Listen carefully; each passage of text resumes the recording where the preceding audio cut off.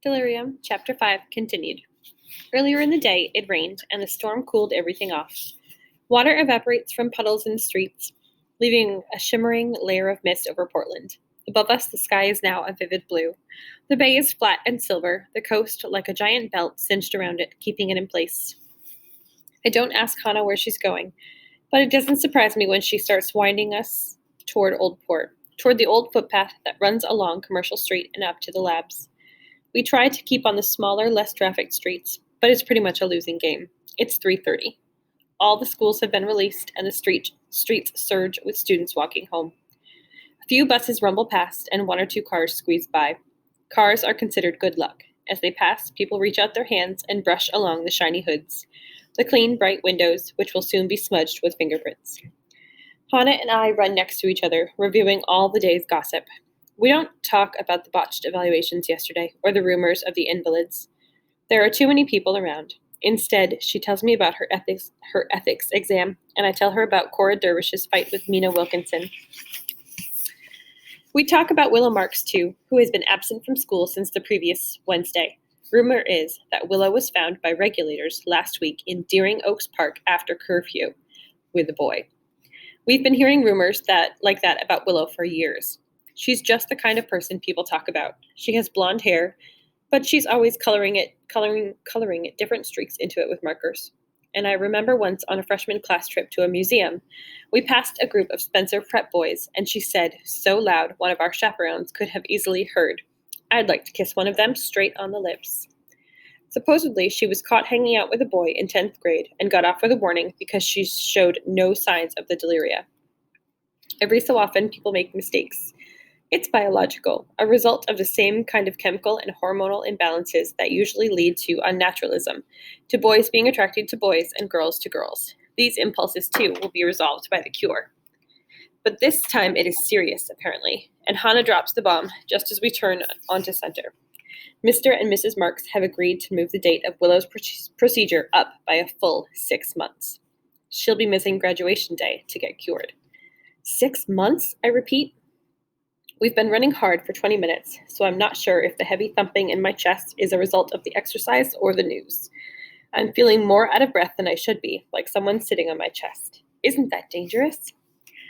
Hannah tips her head to the right, gesturing the way to a shortcut through an alley. It's been done before. Yeah, but not successfully. What about all the side effects, mental problems, blindness? There are a few reasons why the scientists won't let anyone under the age of 18 have the procedure. But the biggest one is that it just doesn't seem to work as well for younger people than that. And in the worst cases, it's been known to cause all kinds of crazy problems. Scientists speculate that the brain and its neural pathways are still too plastic before then, still in the middle of forming themselves. Actually, the older you are when you have the procedure, the better. But most people are scheduled for the procedure as close as possible to their 18th birthday. I guess they think it's worth the risk, Hannah says. Better than the alternative, you know? Amor deliria nervosa, the deadliest of all deadly things. This is the catchphrase that's written on every mental health pamphlet ever written about the deliria. Hannah's voice is flat as she repeats it, and it makes my stomach dip. All of yesterday's craziness has made me forget Hannah's comment to me before the evaluations. But now I remember how strange she looked. Eyes cloudy and unreadable. Come on. I feel a straining in my lungs, and my left thigh is starting to cramp. The only way to push through it is to run harder and faster. Let's pick it up, slug. Bring it. Hannah's face splits into a grin, and both of us start pumping faster. The pain in my lungs swells up and blossoms until it feels like it's everywhere, tearing through all my cells. The cramp in my leg makes me wince every time my heel hits the pavement. It's always like this on miles 2 and 3, like the stress and anxiety and irritation and fear get transformed into little needling points of physical pain. And you can't breathe or imagine going farther or think anything but, I can't. And then just as suddenly, it's gone. All the pain lifts away, the cramp vanishes, the fist eases off my chest, and I can breathe easily. Instantly, a feeling of total happiness bubbles up inside me, the solid feeling of the ground underneath me, the simplicity of the movement, rocking off my heels, pushing forward in time and space, total freedom and release. I glance over at Hannah. I can tell from her expression that she's feeling it too. She has made it through the wall. She senses me looking and whips around, her blonde ponytail in a bright arc, to give me the thumbs up. It's strange. When we run, I feel closer to Hana than at any other time. Even when we're not talking, it's like there's an invisible cord tethering us together, matching our rhythms and our arms and our legs, as though we're both responding to the same drumbeat. More and more, it has been occurring to me that this too will change after our procedures. She'll retreat to the West End and make friends with her neighbors, with people richer and more sophisticated than I am. I'll stay in some crappy apartment on Cumberland, and I won't miss her or remember what it felt like to run side by side. They've warned me that after my procedure, I may not even like running anymore, period. Another side effect of the cure. People often change their habits afterward, lose interest in their former hobbies and things that have given them pleasure. The cured, incapable of strong desire, are thus rid of both remembered and future pain. After the procedure, the Safety, Health, and Happiness Handbook, page 132. The world is spinning by, people and streets, a long, unfurling ribbon of color and sound. We run past St. Vincent's, the biggest all-boys school in Portland.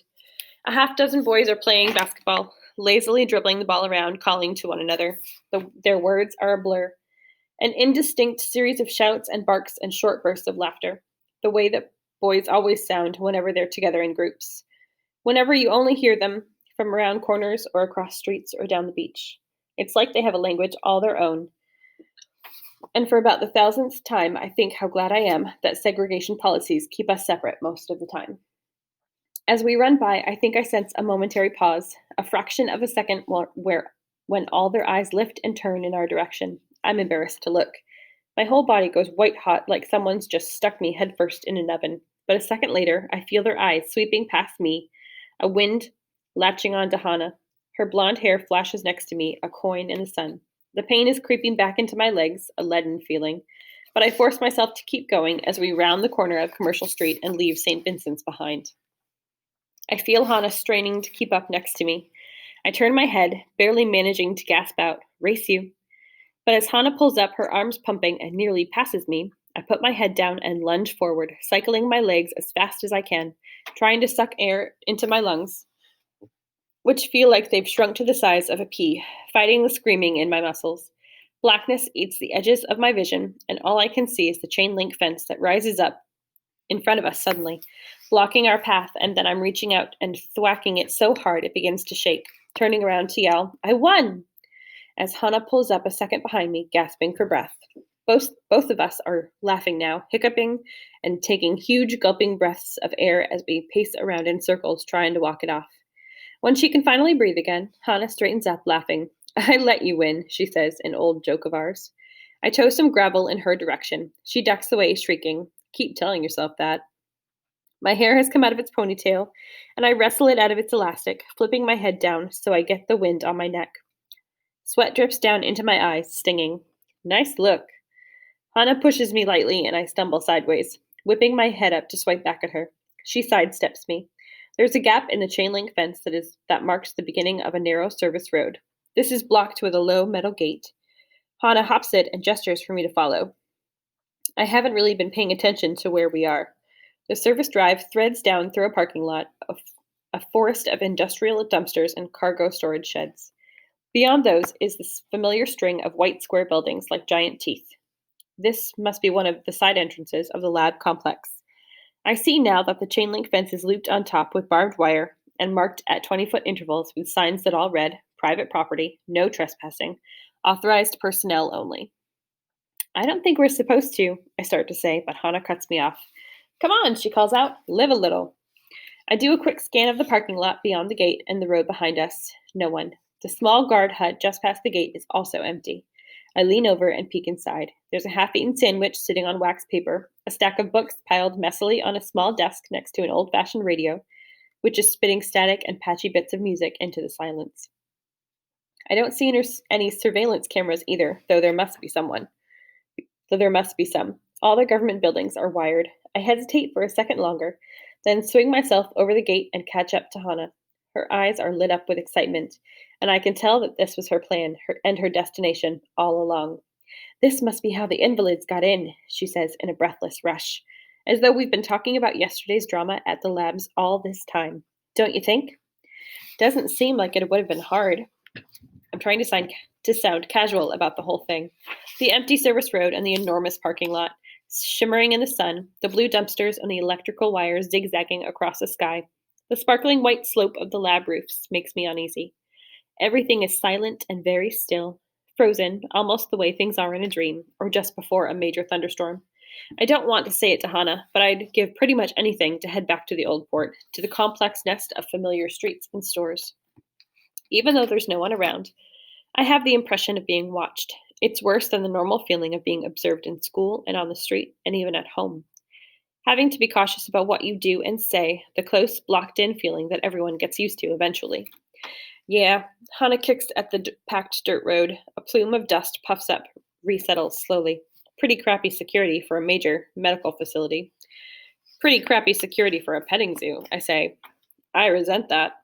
The voice comes from behind us, and both Hannah and I jump. I spin around. The world seems to freeze for an instant. A boy is standing behind us, arms crossed, head cocked to the side. A boy with caramel colored skin and hair that's a golden brown color, like autumn leaves getting ready to fall.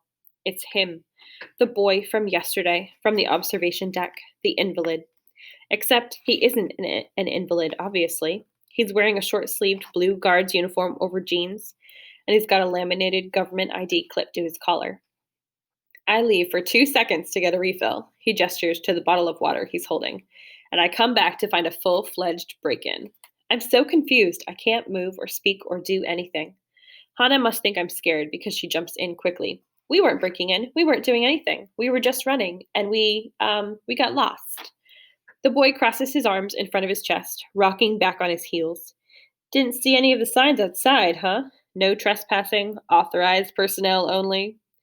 Hannah looks away. She's nervous too. I can feel it. Hannah's 1,000 times more confident than I am, but neither of us is used to standing in the open and talking to a boy, especially not a boy guard. And it must have occurred to Hannah that he already has plenty of grounds to arrest us. Must have missed them, she mumbles. Uh-huh, he raises his eyebrows. It's obvious he doesn't believe us, but at least he doesn't look angry. They're pretty subtle, only a few dozen of them. I can see how you might not have noticed. He looks away for a second, squinting, and I get the feeling he's trying to stop himself from laughing. He's not like any guard I've ever seen, at least not like the typical guards you see at the border and all around Portland. Fat and scowly and old. I think about how sure I was yesterday that he came from the wilds, the solid certainty deep inside of me. I was wrong, obviously. As he turns his head, I see the unmistakable sign of someone who is cured. The mark of the procedure, a three-pointed scar just behind the left ear, where scientists insert a special three-pronged needle used exclusively for immobilizing the patient so that the cure can be administered. People show off their scars like badges of honor. You hardly see any cures with long hair, and the women who haven't lopped off their hair entirely are careful to wear it pulled back. My fear recedes. Talking to a cured isn't illegal. The rules of segregation don't apply. I'm not sure if he's recognized me or not. If so, he hasn't given any sign of it. Finally, I can't take it anymore, and I burst out, "You! I saw you!" At the last second, I can't finish the sentence. I saw you yesterday. You winked at me. Hannah looks startled. You two know each other? She shoots a look at me. Hannah knows I've hardly ever exchanged 2 words with a boy before, unless it's excuse me in the street or sorry for stepping on your toes when I trip on somebody. We're not supposed to have more than minimal contact with uncured boys outside of our own families. Even after they've been cured, there's hardly a need or excuse for it, unless we're dealing with a doctor or a teacher or someone like that. He turns to look at me. His face is completely professional and composed, but I swear I see something flickering in his eyes, a look of amusement or pleasure. No, he says smoothly. We've never met. I'm sure I would remember. The flash in his eyes is back. Is he laughing at me? I'm Hannah, Hannah says, and this is Lena. She jabs me with an elbow. I know I must look like a fish, standing there with my mouth gaping open, but I'm too outraged to speak. He's lying. I know he's the one I saw yesterday. Would bet my life on it. Alex, nice to meet you. Alex keeps his eyes on me as he and Hannah shake hands. Then he extends a hand to me. Lena, he says thoughtfully. I've never heard that name before. I hesitate. Shaking hands makes me feel awkward, like I'm playing dress up in an adult's too big clothing. Besides, I've never actually touched skin to skin with a stranger. But he's just standing there with his hand out, so after a second, I reach out and shake. The moment we touch, a tiny electrical shock buzzes through me, and I pull away quickly. It's short for Magdalena, I say. Magdalena. Alex tips his head back, watching me from narrowed eyes. Pretty. I'm momentarily distracted by the way he says my name. In his mouth, it sounds musical, not clunky and angular, the way my teachers have always made it sound. His eyes are a warm amber color, and as I look at him, I have a sudden flashing memory of my mother pouring syrup over a stack of pancakes. I look away, feeling ashamed, as though he has somehow been responsible for dredging the memory up, has reached in with his hand and wrenched it from me. Embarrassment makes me feel angry, and I press on. I do know you. I saw you yesterday in the labs. You were on the observation deck watching everything. Again, my courage fails me at the last second, and I don't say, watching me. I can feel Hannah glaring at me, but I ignore her. She must be furious I haven't told her any of this. Alex's face doesn't change. He doesn't blink or drop his smile even for even a fraction of a second. Case of mistaken identity, I guess. Guards aren't allowed in the labs during evaluations, especially not part-time guards. For a second, we stand there, staring at each other. Now I know he's lying. The easy, lazy grin on his face makes me want to reach out and slap him. I ball my fists and suck in a deep breath, willing myself to stay calm. I'm not the violent type. I don't know why I'm feeling so aggravated. Anna jumps in, breaking the tension. So this is it? A part-time security guard and some keep-out signs? Alex keeps his eyes on me a half-second longer. Then he turns to Hannah as though noticing her for the first time. What do you mean? I would have thought the labs would be better protected, that's all. It doesn't seem like it would be too hard to break into this place. Alex raises his eyebrows. Thinking about making the attempt? Hannah freezes, and my blood goes to ice. She has gone too far. If Alex reports us as potential sympathizers or troublemakers or anything, we're in for months and months of surveillance and evaluation and investigation, and we can kiss our chances of passing the evaluations with decent scores goodbye. I picture a lifetime of watching Andrew Marcus fish snot out of his nose with a thumbnail and feel queasy. Alex must sense our fear because he raises both hands. Relax, I was kidding. You don't exactly seem like terrorists. It occurs to me how ridiculous we must look in our running shorts and sweaty tank tops and neon sneakers. Or at least, I must look ridiculous. Hannah looks like a model for athletic wear. Again, I feel a fit of blushing coming on, followed by a surge of irritation. No wonder the regulators decided on the segregation of boys and girls. Otherwise, it would have been a nightmare. This feeling angry and self-conscious and confused and annoyed all the time. This is just the loading area anyway, for freight and stuff. Alex gestures beyond the line of cargo sheds. Real security starts closer to the facilities. Full-time guards, cameras, electrified fence, the whole shebang. Hannah doesn't look at me, but when she speaks, I can hear the excitement creeping into her voice. The loading area? Like where the deliveries come? In my head, I start praying, don't say anything dumb, don't say anything dumb, do not mention the invalids. You got it. Hannah dances on her feet, shifting her weight back and forth. I try to shoot her a warning look, but she avoids my eyes. So this is where the trucks come, with medical equipment and other stuff? Exactly. Again, I have the impression of something flickering behind Alex's eyes, even as the rest of his face stays totally neutral. I don't trust him, I realize. And again, I wonder why he is lying about being in the labs yesterday. Maybe only because it's forbidden, like he said. Maybe because he was laughing instead of trying to help out. And maybe, after all, he doesn't really recognize me. We made eye contact for only a few seconds, and I'm sure to him I was only a blurry in-between face, easy to forget. Not pretty, not ugly either. Just plain, like 1,000 other faces you would see on the street.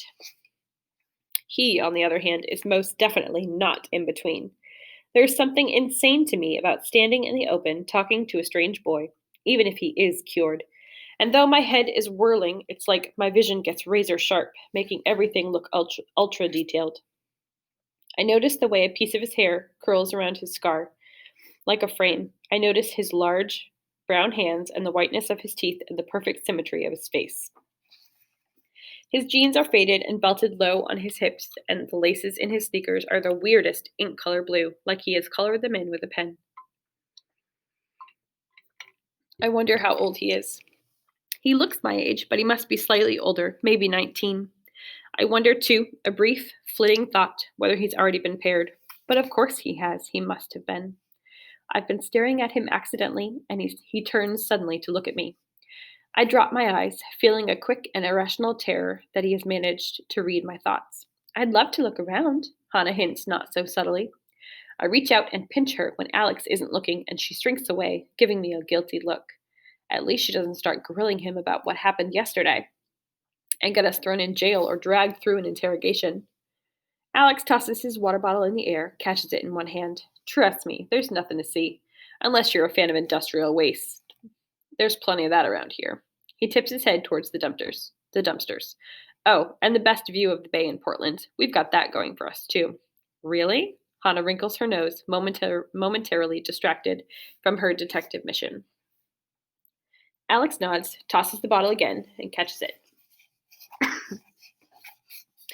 As it arcs through the air, the sun winks through the water like light from a jewel. That I can show you, he says. Come on. All I want is to get out of here, but Hannah says, sure. So I trudge along after her, silently cursing her curiosity and fixation with all things invalid-related, and vowing never to let her pick our running route again. She and Alex walk in front, and I pick up scattered bits of their conversation. I hear him say he takes classes at one of the colleges, but miss what he says he studies. Hannah tells him we're about to graduate. He tells her he's 19. She says that we're both turning 18 in several months. Thankfully, they avoid talking about the botched evaluations yesterday. The service road connects with another, smaller drive, which runs parallel to 4th Street, slanting steeply uphill toward the eastern promenade. Here, there are rows of long metal storage sheds. The sun is flat and high and unrelenting. I'm incredibly thirsty, but when Alex turns around and offers me a sip from his water bottle, I say no, quickly and too loud. The thought of putting my mouth where his mouth has been makes me feel anxious all over again. As we come up to the top of the hill, all three of us panting a little from the climb, the bay unfolds to our right like a gigantic map. A sparkling, shimmering world of blues and greens. Hannah gasps a little. It really is a beautiful view, unobstructed and perfect. The sky is full of poofy white clouds that make me think of feather pillows, and seagulls turn lazy arcs over the water, patterns of birds forming and dissolving in the sky. Hannah walks forward a few feet. It's amazing, gorgeous, isn't it? No matter how long I've lived here, I never get used to it. She turns and looks at me. I think this is my favorite way to see the ocean. Middle of the afternoon, sunny and bright. It's just like a photograph, don't you think, Lena? I'm feeling so relaxed, enjoying the wind at the top of the hill, which sweeps over my arms and legs and makes me feel cool and delicious, enjoying the view of the bay and the high, blinking eye of the sun. I've almost forgotten that Alex is with us. He's been hanging back, standing a few feet behind us, and ever since we came up the hill, he hasn't said a word, which is why I nearly jump out of my skin when he leans forward and directs a single word into my ear.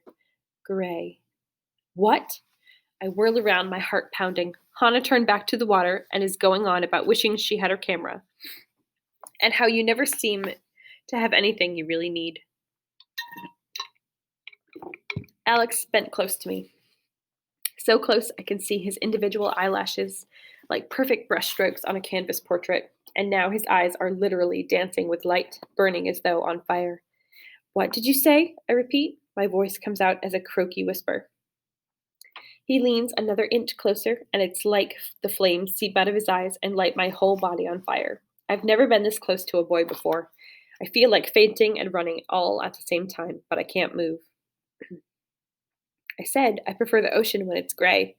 Or not really gray, a pale in-between color. It reminds me of waiting for something good to happen. He does remember. He was there. The ground seems to be dissolving under my feet, the way it does in the dream about my mother. All I can see are his eyes, the shifting pattern of shadow and light turning there. You lied, I managed to croak out. Why did you lie? He doesn't answer me. He pulls away a few inches and says, "Of course, it's even prettier at sunset." Around 8:30, the sky looks like it's on fire, especially at Bat Cove. You should really see it." He pauses and though his voice is low and casual, I get the feeling he's trying to tell me something important. Tonight it will probably be amazing. My brain grinds into action, slowly processing his words, the way he's emphasizing certain details. Then it clicks. He has given me a time and a place. He's telling me to meet him. "Are you asking me to?" I start to say, but then Hannah runs back up to me, grabbing my arm. "Go on," she says, laughing. "Can you believe it's after 5 already? We've got to go." She's dragging me backward before I can respond or protest, and by the time I think to look over my shoulder to see if Alex is watching or giving me any kind of sign, he has disappeared from view.